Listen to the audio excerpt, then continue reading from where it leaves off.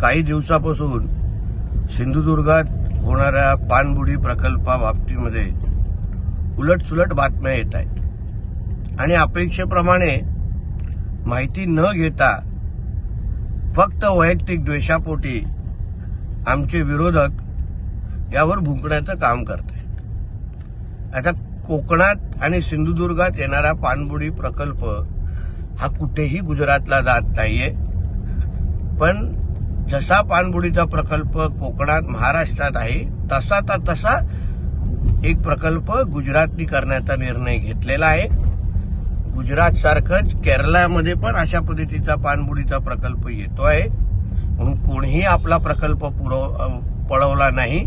पण मुद्दा असा आहे की 2018च्या जवळपास जेव्हा दीपक केसरकर अर्थराज्यमंत्री होते तेव्हा त्यांनी ह्या प्रकल्पाची सुरुवात केली, पण नंतर महाविकास आघाडीच्या काळात या प्रकल्पाला तेव्हाचे पर्यटन मंत्री आदित्य ठाकरेंनी कुठलीही चालना दिली नाही।